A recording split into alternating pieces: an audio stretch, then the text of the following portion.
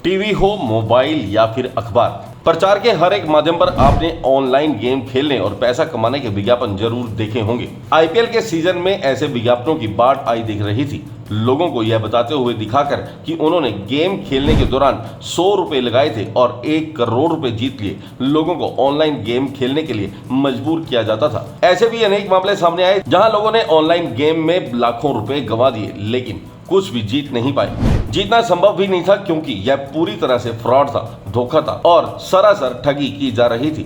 लोगों को गेम खिलाने के नाम पर उनसे लाखों रुपए की राशि लूटी जा रही थी। इस बात का खुलासा यमुनानगर पुलिस ने किया है। पुलिस के हत्थे नीतीश नाम का जो शख्स चढ़ा है, उसके कारनामों के बारे में सुनकर आपके पैरों के नीचे से भी जमीन खिसक जाएगी। आपके मोबाइल स्क्रीन पर पुलिस की गिरफ्त में दिखाई दे रहे इस शख्स ने देश भर में फैलाए अपने जाल में 538 लोगों को फांसकर उनसे करोड़ों रुपए की ठगी की है। देश के अलग अलग राज्यों में, अलग अलग जिलों में इस आरोपी के खिलाफ मामले दर्ज हैं, लेकिन यह पुलिस के हत्थे नहीं चढ़ पा रहा था। इसी साल मार्च महीने में इस ठग की ठगी का शिकार यमुनानगर के एक जिला पार्षद का बेटा भी हुआ था, जिसने करीब 4.5 लाख रुपए गंवा दिए थे। इसके बाद पुलिस को मामले की शिकायत दी गई थी, जिस पर पुलिस ने मामला दर्ज करते हुए छानबीन शुरू की थी।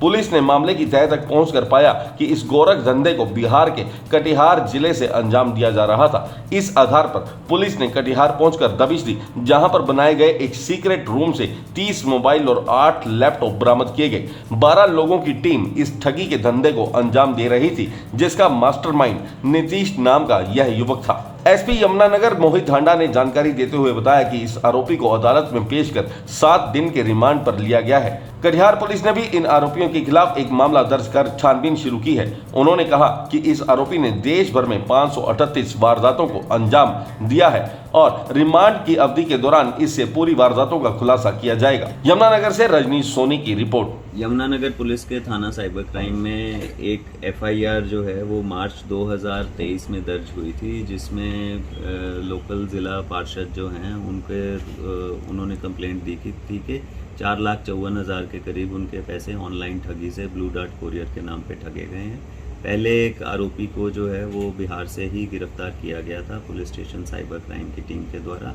उसके बाद उसकी पूछताछ और अन्य विश्लेषण के बाद एक अन्य आरोपी नीतीश कुमार के बारे में पता लगा और उसके लिए ज़िला कटिहार में थाना सहायक के क्षेत्र में रेड की गई।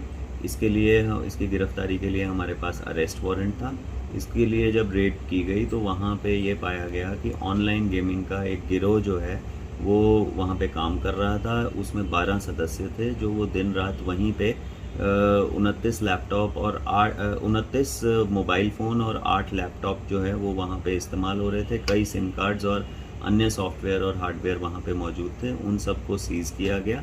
लोकल पुलिस को बुला के ऑनलाइन गेमिंग के विषय में एक अन्य एफआईआर दर्ज कराई गई। हमारा जो आरोपी है उसको ट्रांजिट रिमांड पे लेके लोकल न्यायालय में पेश किया गया। वो 7 दिन के रिमांड पे है और उसकी पूछताछ के और अन्य विश्लेषण के आधार पे जो भी आरोपी इसमें अन्य शामिल होगा उसके लिए दोबारा रेड की जाएगी और गिरफ्तारी करके रिकवरी की जाएगी। सर, नीतीश पे टोटल कितनी एफआईआर दर्ज है? देखिए, हमारे यहाँ पे एक एफआईआर दर्ज है जो मार्च 2023 की है, उसमें ये आरोपी था और एक अन्य एफआईआर जो गेमिंग की है वो वहाँ पे ज़िला कटिहार में दर्ज की। ये जो है इसके बारे में अभी हम आईसीजेएस में सर्च करेंगे और जब कोर्ट में हम फाइनली इसको पेश करेंगे तो सारा इसका पूर्व रिकॉर्ड पाया गया कि ये जो आरोपी नीतीश कुमार है, इससे लिंक्ड जो मोबाइल फ़ोन है और जो बैंक खाते हैं उनमें 538 कंप्लेंट्स जो हैं वो एमएचए के ऑनलाइन साइबर क्राइम पोर्टल में वो कंप्लेंट्स मौजूद थी। तो उम्मीद यही है कि सभी ज़िलों को सूचना दे के जिस कंप्लेंट या एफआईआर में ये आरोपी मौजूद होगा उससे अन्य साइबर क्राइम से जुड़े खुलासे जो हैं वो भी हो सकते हैं। पूछताछ का विषय है, चूँकि ये पूरा गिरोह था और ये ऑल इंडिया लेवल पे लोगों को कॉल कर रहे थे और एनी डेस्क कर रहे थे, तो उसका विश्लेषण किया जाएगा और आपको बता दिया जाएगा। ये जो आरोपी है नीतीश, ये कॉमन लिंक है और ये व्यक्ति जो हैं, जैसे हमने बाकी संगठित अपराध जो ऑनलाइन होता है उसमें भी देखा गया है कि 1 या 2 मास्टरमाइंड्स होते हैं और बाकी जो होते हैं किसी का बैंक अकाउंट इस्तेमाल होता है, किसी की सिर्फ नो हाउ यूज़ होती है कि उसे कंप्यूटर में बैठ के 1 या 2 स्टेप्स करने को कह दिए जाते हैं या किसी को केवल फ़ोन करने को कहा जाता है और उनको ओवरऑल जो पूरा scheme of things modus operandi है उसका सिर्फ एक लिमिटेड पार्ट का पता होता है।